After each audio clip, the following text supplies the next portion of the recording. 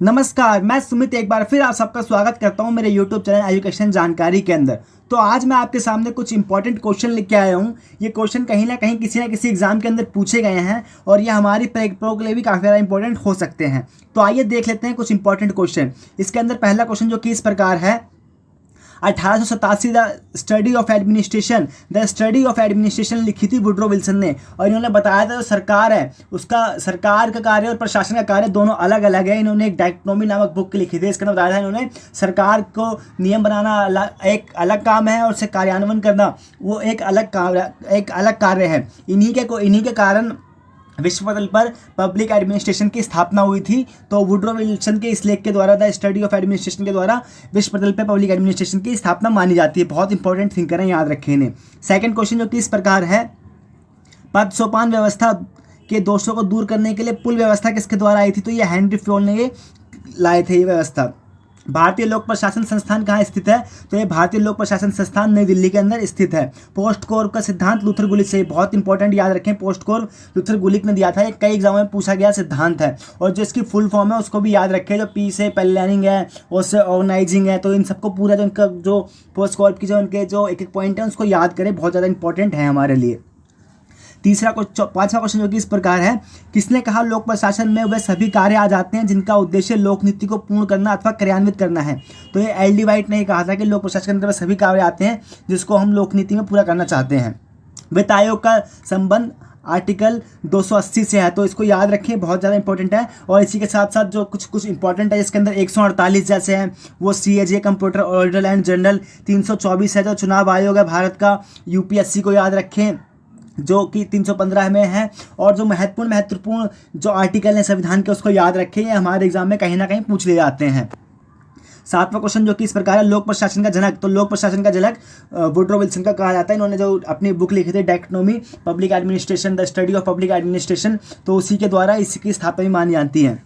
री inventing government, इस book को याद रखें। री इन्वेंटिंग गवर्नमेंट डेविड ऑसबॉर्न और टेड गैबलर ने लिखी थी और ये पूछी गई है अभी एग्जाम के अंदर। 2021 के अंदर UGC नेट का हुआ था, तो इसके अंदर ये पूछा गया था, इसको याद रखें। डेविड ईस्टन के आघात निर्वात विश्लेषण में मुख्य चर क्या है? तो जिन्होंने इनपुट आउटपुट मॉडल दिया था उसके अंदर जिन्होंने जो अपने चर बताए थे उसके अंदर उन्होंने बताया था इनपुट होता है, फिर आउटपुट होता है, फिर फीडबैक आता है। तो उसी को ये यहाँ पे हिंदी में लिखा है, मांग, समर्थन, फिर पुनर्निवेश। तो इनका ये बहुत इंपॉर्टेंट कॉन्सेप्ट था। इन्हीं के द्वारा इसे व्यवस्था सिद्धांत भी कहा जाता है, तो इनको याद रखें। 10वां क्वेश्चन जो कि इस प्रकार है, राज्य केवल समुदाय का समुदाय नहीं, यह एक सर्वोच्च समुदाय है। तो ये कोटेशन है अरस्तु से जुड़ी, और अरस्तु ने गोल्डन मीन का आइडिया था। उनकी बुक को याद रखें, जैसे इसमें पॉलिटिक्स है, निकोमेनिक एथिक्स है, गोल्डन मीन्स उन्होंने कहा था। और दासों के बारे में जो उन्होंने कहा है, स्त्रियों के बारे में उन्होंने क्या कहा है, इन सब चीज़ों को याद रखें, ये पेपर में पूछी जाती हैं। दंड एवं पुरस्कार के द्वारा समाज के कुछ 11वां क्वेश्चन, दंड एवं पुरस्कार के द्वारा समाज के सुख की वृद्धि करना ही सरकार का मुख्य उद्देश्य है। तो जेरेमी बेंथम ने कहा था, और उनकी जो बुक थी उनको भी याद रखें, जेरेमी बेंथम की। ये यूटिलिटेरियन से जुड़े हुए हैं जेरेमी बेंथम। 12वां क्वेश्चन जो कि इस प्रकार है, एंटोनियो ग्राम्शी के अनुसार नागरिक समाज परिवार पाठशाला और धार्मिक संस्थान है। तो और एंटोनियो ग्राम्शी का याद रखें कॉन्सेप्ट इन्होंने दिया था, हेजेमनी का कॉन्सेप्ट ग्राम्शी से जुड़ा हुआ है। और जो इनकी बुक थी प्रिजन नोटबुक, ये भी याद रखें, प्रिजन नोटबुक ग्राम्शी ने लिखी थी और ग्राम्शी ने हेजेमनी का कॉन्सेप्ट दिया था। 13वां क्वेश्चन जो कि इस प्रकार है, मौलिक अधिकारों को पर युक्त संगत प्रतिबंध रोपित कर सकती है। तो संसद मौलिक अधिकारों पर युक्त प्रतिबंध रोपित कर सकती है। 14वां क्वेश्चन जो कि इस प्रकार है, स्वतंत्रता और समानता के मध्य संतुलन का सिद्धांत, स्वतंत्रता और समानता के मध्य संतुलन का सिद्धांत दिया था जॉन रॉल्स ने। दबाव समूह को आनाम साम्राज्य की संज्ञा, तो ये क्वेश्चन को याद रखिए, बहुत ज़्यादा इंपॉर्टेंट क्वेश्चन है। कई एग्जाम में मैंने देखा है इसको पूछते हुए इस क्वेश्चन को। दबाव समूह को आनाम साम्राज्य की संज्ञा किसने दी थी? तो SC फाइनर द्वारा इसकी संज्ञा दी गई थी। तो इस क्वेश्चन को अच्छी तरीके से बात समझ लें। राज्य को एक आवश्यक बुराई, तो राज्य को एक आवश्यक बुराई मानते हैं व्यक्तिवादी। इंडिविजुअलिस्ट राज्य को एक आवश्यक बुराई मानते हैं। उनका कहना है कि राज्य को, क्योंकि व्यक्ति को रैशनल बीइंग मानते हैं, तो उनका कहना है कि राज्य को व्यक्ति के अधिकार में कम से कम हस्तक्षेप करना चाहिए और ये खुली स्वतंत्रता के पक्षधर होते हैं, बाजार को खोल देने का समर्थन करते हैं। तो ये चीज़ व्यक्तिवादी सिद्धांत से जुड़ी हुई है। परमाणु अप्रसार संधि, तो परमाणु अप्रसार संधि 1968 में हुई थी। व्यापक परीक्षण संधि 1996 के अंदर। भारत का पोषण जो प्रथम हुआ था वो 1974 के अंदर हुआ था और दूसरा हुआ था 1998 के अंदर। प्रथम परमाणु परीक्षण को भारत ने स्माइलिंग बुद्धा नाम दिया था और जो 1998 में उन्होंने क्या था, ऑपरेशन शक्ति उन्होंने नाम दिया था। 18वां क्वेश्चन जो कि इस प्रकार है, सांस्कृतिक क्रांति या स्थायी क्रांति, इसके साथ जुड़े हुए हैं माओ जुड़े हुए हैं सांस्कृतिक क्रांति के साथ। नेहरू समिति आई थी 1928 के अंदर। पूर्ण स्वतंत्रता की घोषणा हुई थी 1929 के अंदर। सवज्ञा विज्ञान आंदोलन जो था 1930 के अंदर और भारत छोड़ो आंदोलन की शुरुआत करी गई थी 1942 के अंदर। संसद को राज्य सूची में कानून बनाने की शक्ति, तो ये 249 के अंदर है। संसद को, राज्यसभा को भी इसके अंदर विशेष शक्ति है, तो ये 249 के अंदर है।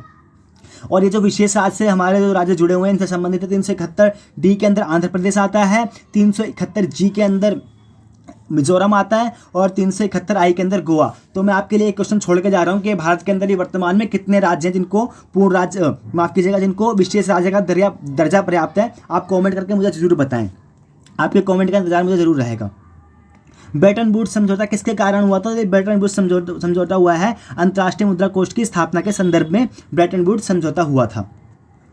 23वां क्वेश्चन जो कि इस प्रकार है, संयुक्त राष्ट्र संघ की एजेंसी गरीबी कम जीवन में सुधार पर केंद्रित है। तो जो जब ये है विश्व बैंक से संबंधित है ये रिपोर्ट।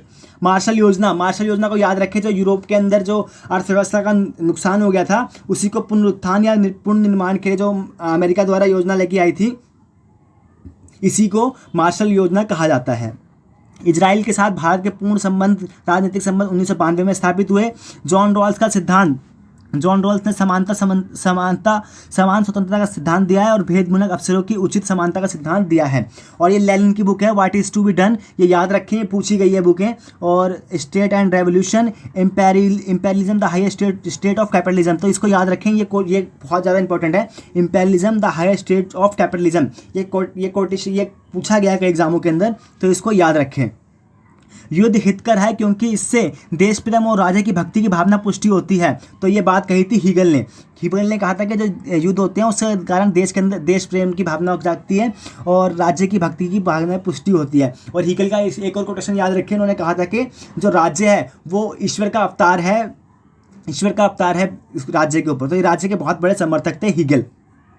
अमेरिकी संविधान का निर्माता, बौद्धिक जनक, तो अमेरिकी सिद्धांत का बौद्धिक जनक आया था मॉन्टेस्क्यू को। और इन्होंने स्पिरिट ऑफ लॉ, इनकी बुक थी स्पिरिट ऑफ लॉ, इसके अंदर इन्होंने बताया था कि जो सरकार के 3 अंग, एग्जीक्यूटिव और जो विधायिका, कार्यपालिका और न्यायपालिका, तीनों को कैसे अलग अलग रह के कार्य करना चाहिए, तीनों को मिक्सचर नहीं होना चाहिए। तो इन्होंने इसके ऊपर अपना स्पिरिट ऑफ लॉ के अंदर बताया है मॉन्टेस्क्यू ने। और ये भारतीय आंदोलन से जुड़े हुए जो महत्वपूर्ण है, खुदीराम बोस जुड़े हैं जॉर्ज किंग्सफोर्ड के साथ। तारकनाथ दास जुड़े होते हैं हिंदुस्तान एसोसिएशन ऑफ अमेरिका के साथ। लाला हरदयाल जी जुड़े थे युगांतर सर्कुलर, और इनका लाला हरदयाल जी ने किसी एक गदर पार्टी की स्थापना की थी और इन्होंने कुछ इनाम भी रखा था। अगर आपको अच्छी तरीके से पता है तो मुझे कमेंट बॉक्स में जरूर बताएं लाला हरदयाल जी के बारे में, बहुत इंपॉर्टेंट हमारे स्वतंत्रता सेनानी थे ये भी। लौकिक संप्रभुता का समर्थक, तो इन्हें कहा जाता है रूसो को, लॉर्ड राइस को और गिल्सक्राइट को इनको कहा जाता है। मनुस्मृति में कितने अध्याय हैं? तो मनुस्मृति में 12 अध्याय हैं। राज्य की मंत्रिमंडल की अध्यक्षता, तो राज्य के मंत्रिमंडल की अध्यक्षता करते हैं मुख्यमंत्री और इसके जो संविधान, जो वहाँ के प्रमुख कहलाते हैं शासनाध्यक्ष, तो ये कहलाते हैं मुख्यमंत्री। जो वहाँ के प्रमुख कहलाते हैं वो कहलाते हैं राज्यपाल।